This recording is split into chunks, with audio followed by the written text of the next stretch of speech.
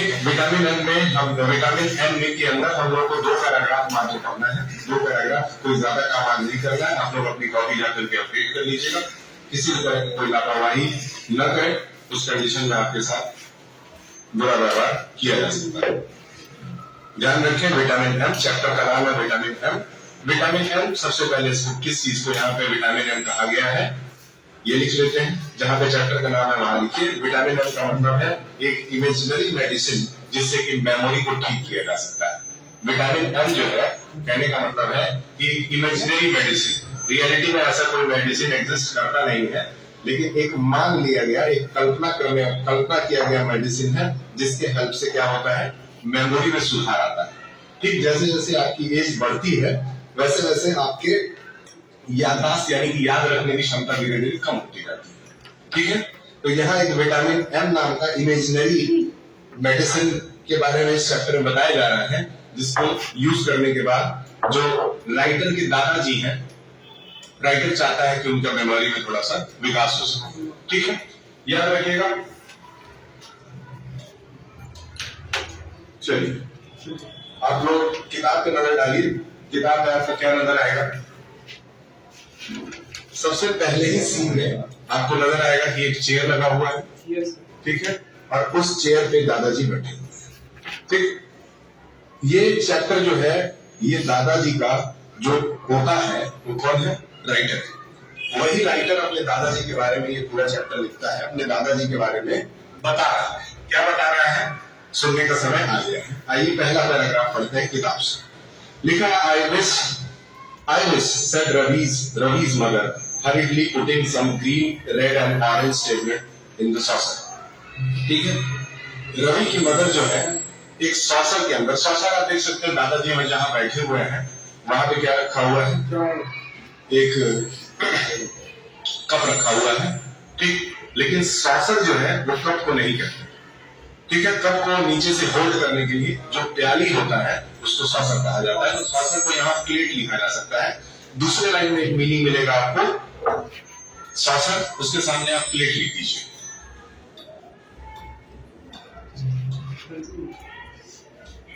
किसकी बुक है ये? हमारी बुक है।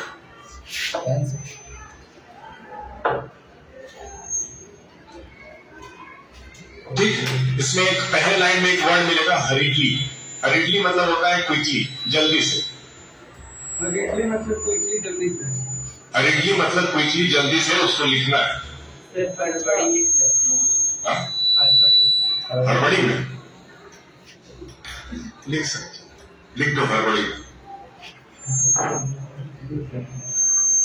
ठीक है, that somebody would invent a memory vitamin B। बताए थे कि यहाँ पे कैसे मेडिसिन की बात की जा रही है जिससे मेमोरी में सुधार आ सके। यहाँ पे एक शब्द मिल रहा है इन्वेंट। इन्वेंट का मतलब होता है क्रिएट करना। लिखिए, इन्वेंट का मतलब होता है क्रिएट करना। A memory vitamin M, they would call it, and we could give it to the old peoples to help them improve their memories। Improve मतलब सुधार आना, और मेमोरीज का मतलब होता है याददाश्त। पर विटामिन एम किस लिए होता है? विटामिन एम की कमी तुम्हारे अंदर है। अभी तो 3 बार उसी के बारे में बात हो चुकी है। तुमको अलग से किसी बुला समझा लेते हैं। ठीक है, चलिए तो पहले पैराग्राफ से 3-4 शब्द जो बहुत इंपॉर्टेंट मिले हैं उसको जरूर मीनिंग लिखना बहुत जरूरी है, ताकि आप घर पे जब एग्जाम के टाइम में पढ़ेंगे तो आपको इजीली समझ में आएगा। ठीक, एग्जाम के टाइम में आप किसी ऑनलाइन चैनल पे जाने के बजाय आप सीधे किताब से पढ़ें। किताब से पढ़ेंगे तो आपकी रीडिंग हैबिट डेवलप होगी, वो आपको काम आएगा यूनिट टेस्ट 2 में दोबारा। ठीक, आगे बढ़ते हैं। यहाँ पे एक शब्द यूज हुआ है, जैसे मुंह में उंगली रख करके जब हम किसी को शांत कराते हैं, है ना, वहां पे SHH यानी कि इस तरीके से एक शब्द यूज हुआ है जिसमें लिखा हुआ है ग्रैंड पाल लास्ट में पाल है, मतलब ग्रैंड पा विल लिखा हुआ है उसमें। ठीक है, विल हियर यू, तो उसको पूरी तरह से जब पढ़ेंगे तो हो जाएगा ग्रैंड पा विल हियर यू, मतलब धीरे बोलो ग्रैंडपा सुन लेते हैं। चलो हियर यू का मतलब सुन लेता। Said Ravi pointing to the frail. Frail मतलब होता है वीक, नोट कर लीजिए। फ्रेल मतलब क्या होता है? वीक। वीक यानी कि कमजोर। फ्रेल मतलब क्या हो गया? Weak. Weak old figure sitting in the rocking chair. देखिए चेयर की बात की गई है, इसका नाम है रॉकिंग चेयर। ठीक, एक होता है व्हील चेयर। व्हील चेयर जो बेसिकली वो पेशेंट्स यूज करते हैं एक जगह से दूसरी जगह आने जाने के लिए, अगर वो खुद से चल नहीं सकते।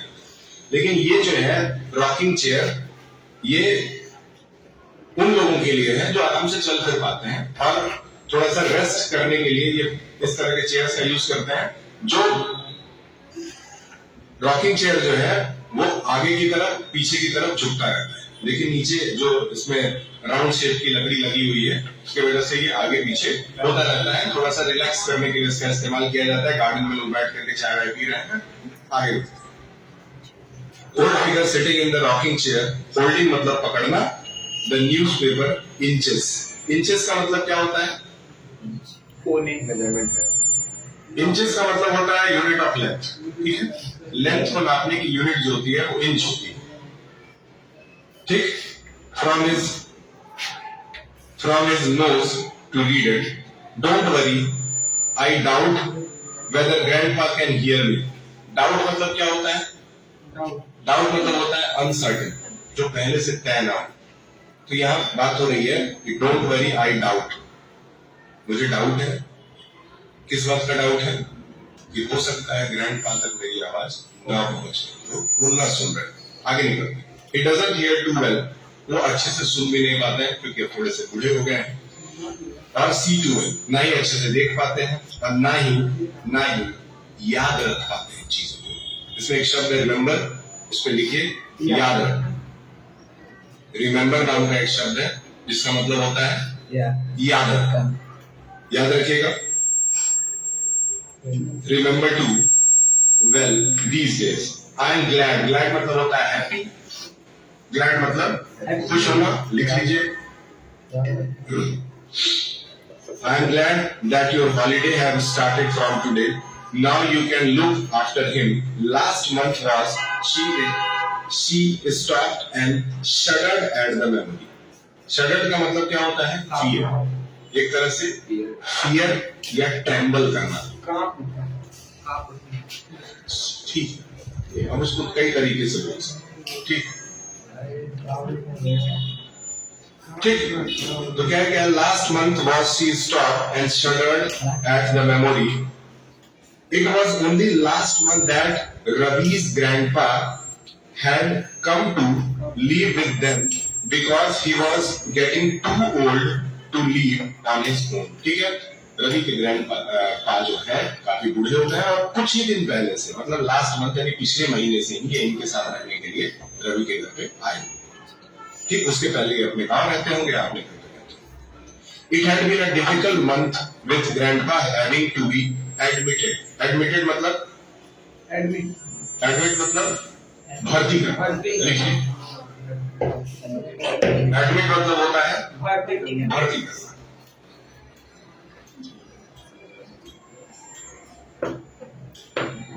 Admitted to the hospital because she absent-mindedly took a double dose of medicine. ठीक है, गलती से इन्होंने डबल डोज ऑफ मेडिसिन ले लिया होगा, एक गोली के बदले 2 गोली खा लिया होगा, जिसके वजह से इनको समस्या हुई और इनको हॉस्पिटल में ला करके।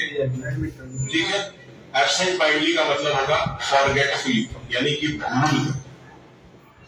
लिखिएगा, फॉरगेटफुली यानी कि भूल जाना किसी चीज को। Took a double dose of his medicine and then gave them several anxious moments. Anxious का मतलब होता है worried. Worried का मतलब परेशान, चिंता।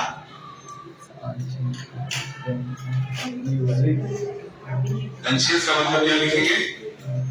Worried. Worried मतलब चिंतित या चिंता। ठीक है, मतलब ये जब बीमार पड़ गए तो पूरा परिवार जो है वो चिंता में डूब चुका है। आगे बढ़ते हैं। मोमेंट का मतलब समय, क्षण, पल। मोमेंट का मतलब होता है पल। याद रखिएगा, समय का एक छोटा टुकड़ा जिसको हम लोग पल कहते हैं। When he got lost in one occasion, occasion मतलब यहाँ पे आप उपलक्ष्य भी कह सकते हैं या समय से इसका मतलब, ठीक है। कभी कभी इंग्लिश में डायरेक्ट वो मीनिंग नहीं लगता है जो रियल उस वर्ड का मीनिंग होता है। लेसन के हिसाब से मीनिंग अलग अलग बन सकता है, ठीक है। ओकेजन बेसिकली हम लोग तब यूज करते हैं जब कहीं पे कुछ अच्छा कोई फंक्शन वगैरह हो रहा हो, ओकेजन। लेकिन यहाँ पे देखिए ये हॉस्पिटल में है तब भी ओकेजन यूज होगा, समझिए। तो हर एक ही वर्ड का ये इंग्लिश है, इंग्लिश की कोई जात नहीं, ठीक। वो कहीं भी किसी भी रूप में यूज होता है। He went for a walk and forget the way back home. एक दिन वो टहलने के लिए निकले और वहां से रास्ता भूल गए। लिखिए, forget मतलब भूल जा।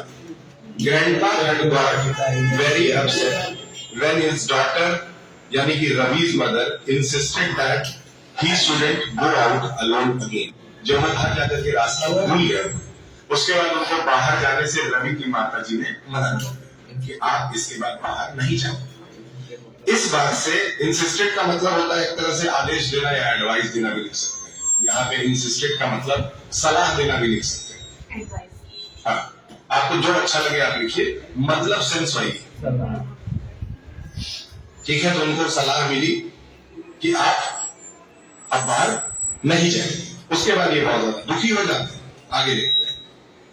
I'll have you know, Vidya, my dear। Ravi की माता जी कौन है?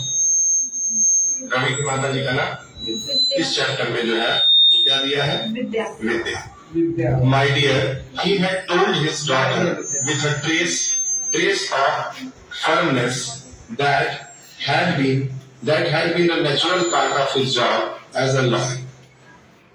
ठीक, क्योंकि वो लॉयर थे इसलिए बाहर निकलना, घूमना, टहलना, पढ़ना, ये सारी चीजें उनके नेचुरली उनकी लाइफ का एक पार्ट रही है। तो उनके कहने का मतलब ये है कि मैं बचपन से ही जब मेरे अंदर इतनी सारी आदतें घूमने फिरने की रही है तो मैं अचानक से ये आदतें नहीं छोड़ सकता, ठीक है। पता ना, घर में ही सब बेसिकली होता रहता है।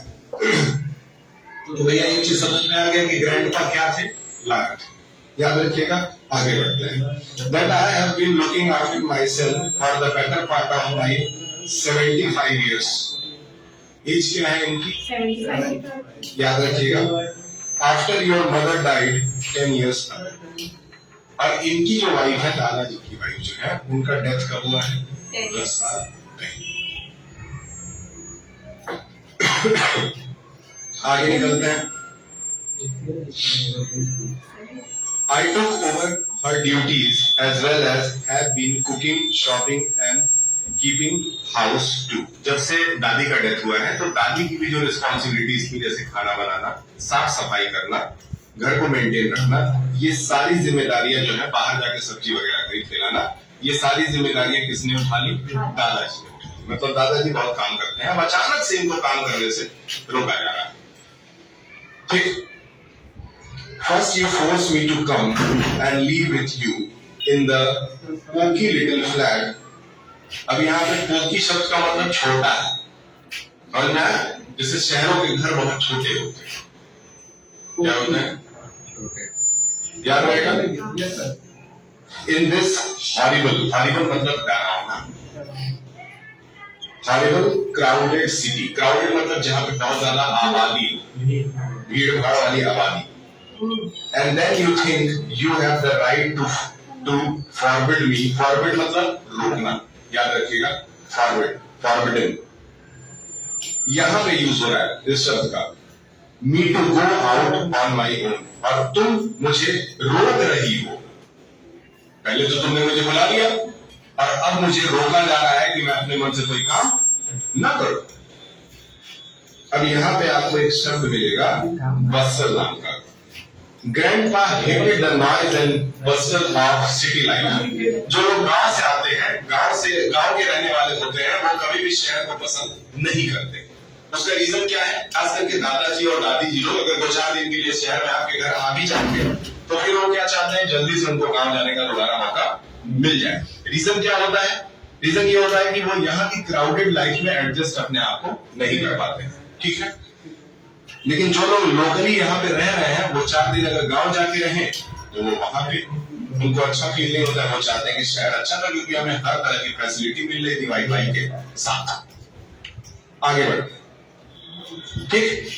अब देखिए यहाँ पे एक शब्द है बस्टल, दिख रहा है ना, बिजी एक्टिविटी, उसका वर्ड दिया हुआ है बस्टल, याद रखिएगा। And when they were on their own, he often spoke lovingly of his small brick house in town, such a wonderful place.